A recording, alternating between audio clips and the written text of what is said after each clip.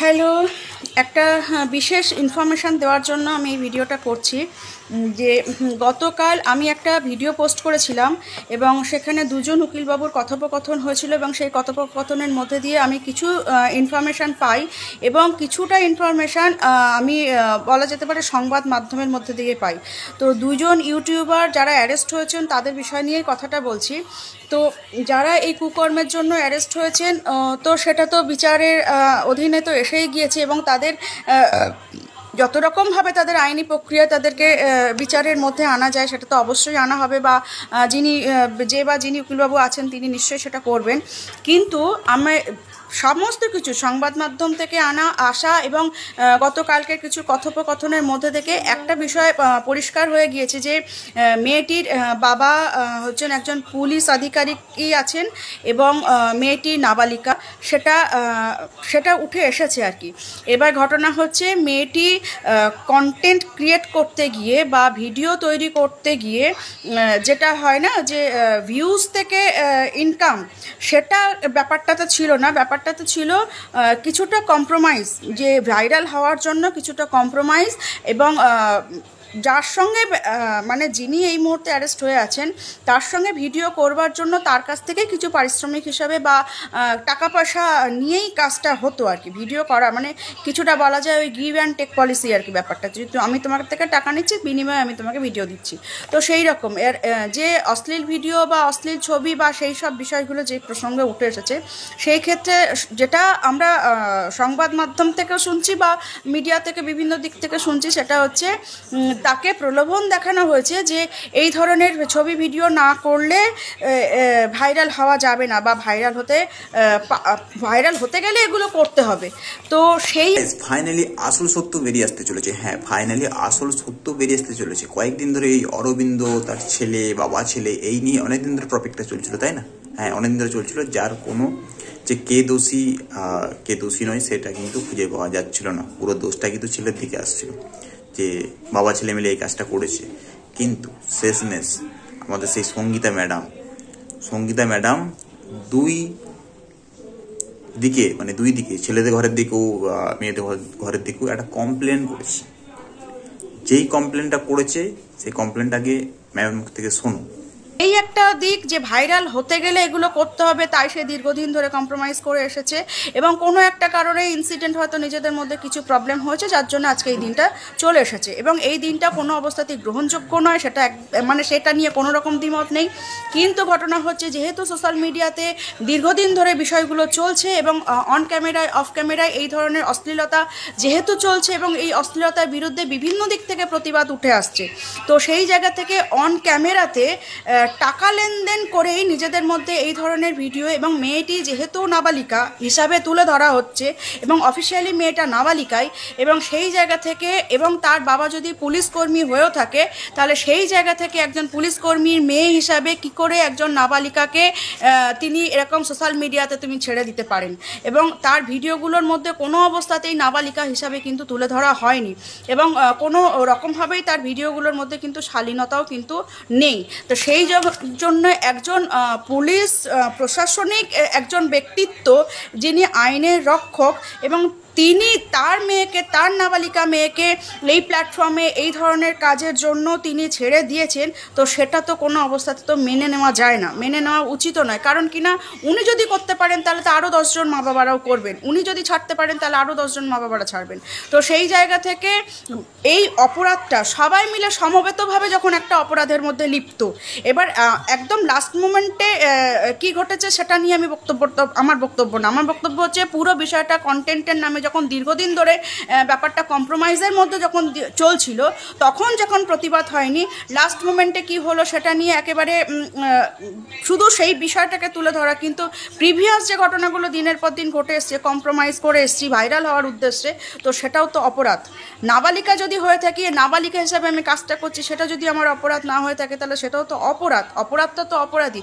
এবার নাবালিকা যদি অপরাধের মধ্যে না পড়ে, যেহেতু আইন তাকে সাপোর্ট দিয়ে দিচ্ছে যে নাবালিকার উপরে নাবালিকা হাজারবার তো করতে পারে, নাবালিকার দোষ হবে না, কিন্তু তার বাবা একজন পুলিশ প্রশাসনিক একজন ব্যক্তিত্ব, তিনি জেনে বুঝে যখন তার নাবালিকা মেয়েকে যখন এই কাজ করতে যখন দিয়েছেন, সম্মতি যখন দিয়েছেন এবং সে যখন দীর্ঘদিন ধরে করে এসছে, সেটা তো অপরাধের মধ্যেই পড়ে। তো সেই জন্য সব কিছু জন্য আমি যেহেতু দীর্ঘদিন ধরে এই বিষয়গুলোর মধ্যে আছি, তো আমি আজকে হাড়োয়া থানায় গিয়েছিলাম এবং আমি কমপ্লেন করেছি এবং সবার নামেই করেছি, যারা অ্যারেস্ট হয়েছেন তাদের নামেও করেছি এবং যাদের সঙ্গে এই যে মেয়েটি তাদের নামেও করেছি। ইনফ্যাক্ট আমি তাদের মা বাবার নামেও করেছি, কারণ কিনা মা বাবারা প্রশ্রয় দিয়েছেন প্রত্যক্ষভাবে এবং পরোক্ষভাবে, কিন্তু বিষয়টার সঙ্গে মা বাবা জড়িয়ে আছেন। এবং একজন পুলিশ আধিকারিকের মেয়ে, তিনি জেনে বুঝে, তিনি তো বুঝতেন বিষয়টা, তো তিনি জেনে বুঝে যখন নাবালিকা মেয়েকে যখন এই পথে নামিয়েছেন, তো এটা তো এক ধরনের ব্যবসা, তো এই ধরনের ব্যবসায় যখন তিনি নামিয়েছেন, তো সেটাও তো অপরাধের মধ্যে পড়ে। বাবা মা পেছনে, ক্যামেরার পেছনে আছে মানে বাবা মা অপরাধ করছেন তেমন তো নয়, বাবা মারাও তো অপরাধের মধ্যে পড়ে যাচ্ছেন। তো সেই জায়গা থেকে আমার মনে হয়েছে এটা প্রতিবাদ করা উচিত, তাই আমি কমপ্লেন করেছি এবং আমার কমপ্লেন অ্যাকসেপ্টও হয়েছে। এবং আমি এটাও বলেছি যে যতক্ষণ না পর্যন্ত সঠিক বিষয়টা উঠে আসছে, আমি আমার তরফ থেকে আমি এটা বক্তব্য রেখেছি বা আমার কমপ্লেনের মধ্যেও আমি রেখেছি যে উনি যিনি পুলিশ অফিসার বা পুলিশ কর্মী যাই হন না কেন, উনি, আমি এখান থেকে শুনলাম, আমি ওখান থেকে জানি উনি কলকাতা পুলিশেই আছেন। তো আমি বলেছি যে ঠিকঠাকভাবে ইনভেস্টিগেশন হোক এবং উনি জেনে বুঝে, উনি তো বুঝতেন যে ওনার মেয়ে নাবালিকা, উনি তো জানতেন নাবালিকা, তো সেইখানে উনি সোশ্যাল মিডিয়াতে ওনার মেয়েকে যদি এই ধরনের বিজনেসে যদি উনি নামিয়ে দিতে পারেন, তো সেই জায়গা থেকে আইনের আওতায় উনিও পড়েন। তো সেই জায়গা থেকে যতক্ষণ না পর্যন্ত এই পুরো ব্যাপারটা সামনে উঠে আসছে, ততক্ষণ পর্যন্ত ওনাকেও কিন্তু এইটার মধ্যে কিন্তু থাকতে হবে। তো সেটা কিন্তু আমি তুলে ধরার চেষ্টা করেছি এবং আমি আজকে ছোটোখাটো না, আমি পুরো বিষয়টাকে তুলেছি, পুরো 5 পাতার একটা কমপ্লেন আছে, তো সেটাকে আমি তুলে ধরেছি, যতটা সম্ভব আমার তুলে ধরা যায় আমি তুলে ধরেছি এবং তারপরে দেখা যাক কী হবে না হবে, সেটা যা হবে সেটা তো পরে পরে তো জানা যাবেই। তো আমি এই কমপ্লেনটা আজকে করে এসেছি, কারণ আমার মনেই হয়েছে যে সবসময় যে ক্যামেরার সামনে যারা আছে শুধুমাত্র তারাই অপরাধ করে যাচ্ছে তা তো নয়, ক্যামেরার আড়ালে যারা আছে তারাও তো অপরাধ করছে, সমানে সমান অপরাধ করছে। আর বিষয়টা যেহেতু এত বড় একটা মেজর ঘটনা ঘটে গিয়েছে, তো সেটাও যেমন কোনো অ্যাঙ্গেল থেকে মেনে নেওয়া যায় না, তো ক্যামেরার আড়ালে তো এরকম ঘটনা আরও অনেকের ক্ষেত্রেই ঘটছে। তো এই রকম ধরনের জিনিসগুলোকে যদি আটকাতে হয়, তো আটকাতে গেলে ঠিকঠাক পথে মানে এগোতে হবে, আর সেই এগোনোর জন্য যা করার আমার মনে হচ্ছে আমি করে এসেছি। তো কি হবে না হবে আমি অত ভাবিনি, আমাকে মনে হচ্ছে এটা আটকাতে হবে বা এটা করতে হবে, আমি করে এসেছি। কারণ বাবা মা বলেই যে সবসময় ছাড় পেয়ে যাবে তাও নয়, আর আমি পুলিশের ডিপার্টমেন্টে আমি চাকরি করি বলে বা আমি পুলিশে আছি বলে আমার মেয়ে সবসময়, আমার মেয়ের কোনো দোষ হতে পারে না সেটাও তো নয়। জেনে বুঝে সে সম্মতি দিয়ে এসেছে, জেনে বুঝে, ভাইরাল হওয়ার নেশায় সে জেনে বুঝে সম্মতি দিয়েছে। সুতরাং জেনে বুঝে যখন সে সম্মতি দিয়েছে, আমি একদম লাস্ট মোমেন্টের কথা বলছি না, আমি বিগত যেসব সময়টা উঠে এসেছে, গত 3 মাস ধরে যে ঘটনাগুলো ঘটে এসছে, যেগুলো সোশ্যাল মিডিয়ার মধ্যে দিয়ে বা খবরের মধ্যে দিয়ে আমরা যেগুলো জানতে পারছি, যে যত 3 মাস 4 মাস ধরে যদি ঘটনাটা যদি কম্প্রোমাইজের মধ্যে দিয়ে চলে এবং শুরুতে যদি সে প্রতিবাদ করতো তাহলে একরকম ব্যাপার ছিল, শুরুতে সে প্রতিবাদ করেনি, দীর্ঘদিন ধরে সে কম্প্রোমাইজ করেছে। আরও একটা কথা, যে গতকালকে আমার চ্যানেলের মধ্যে থেকে একটা খবর কিন্তু আমি যেটাকে তুলে ধরার চেষ্টা করেছি, সেটা হচ্ছে ভিডিওর বিনিময়ে টাকা নিত, ভিডিও করা হতো তার বিনিময়ে টাকা নিত, এমন নয় যে ভিউজ থেকে টাকা নিত, সে ভিডিও করতো তার জন্য টাকা নিত। তো একটা নাবালিকা মেয়ে কারোর সঙ্গে, কোনো কন্টেন্ট ক্রিয়েটারের সঙ্গে বা কোনো ইউজারের সঙ্গে বা কোনো ইউটিউবারের সঙ্গে সে কাজও করছে, তার কাছ থেকে সে বিনিময়ে টাকাও নিচ্ছে এবং ভাইরাল হওয়ার উদ্দেশ্যে, ভাইরাল হওয়ার নেশায় সে কম্প্রোমাইজও করছে।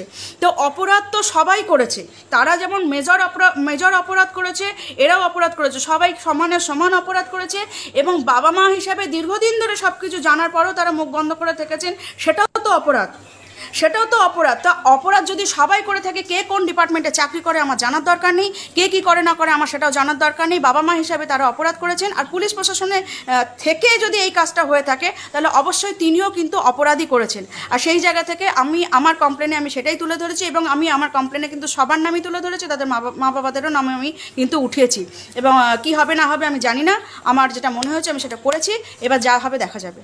ভাই সম্পূর্ণ ভিডিওটা তোমরা দেখলে, ঠিক আছে? তো সঙ্গীতা ম্যাডাম যেগুলো বললো আর যেই কমপ্লেনগুলো করেছে সেগুলো তোমরা দেখলে, পুরোটা বুঝলে, বোঝার পরে মনে হলো কি, অবশ্যই সেটা কমেন্টে জানাবে। আমার দিক থেকে আমি বলবো সঙ্গীতা ম্যাডাম একদম পারফেক্ট বলেছে এবং যে কাজটা করেছে একদম ঠিক করেছে। যদিও সে পুলিশ কর্মীর মেয়ে বা যদি পুলিশ কর্মীর মেয়ে হয়ে থাকে, তাহলে সে জানা সত্ত্বেও যে ওই চ্যানেলে ওই টাইপের ভিডিও ছাড়ে, তাহলে সেই নাবালিকা মেয়েকে কেন ভিডিও করতে পাঠাতো? একটা কথা ভেবে দেখো, তার বাবা তো পুলিশ, তাহলে পুলিশ হয়েও তাহলে এতদিন ধরে কেন চুপ হয়েছিল? অনেকে কমেন্ট করছে যে অরবিন্দু দা নাকি এসব করতে পারে না, এসব করে না, এটা সম্পূর্ণ ভুল, অরবিন্দু দাকে ফাঁসানো হয়েছে, তার ছেলেকে ফাঁসানো হয়েছে, এই যে কমেন্টগুলো পরপর আসছে, দিকে শোনা যাচ্ছে যে অরবিন্দু বলেছে যে আমি যদি দোষী হই তাহলে আমি সাজা গ্রহণ করতে রাজি আছে, যা সাজা দেবে সে মাথা পেতে নেবে। সত্যি কোনটা মিথ্যে সেটা আমিও পুরোপুরি জানি না, ঠিক আছে? তো তোমাদের মন্তব্য তোমাদের কি চিন্তা ভাবনা অবশ্যই কমেন্টে জানিয়ে যেও। वो देख कौन है? मैंने इसे कहीं देखा है। यही तो बादशाह है।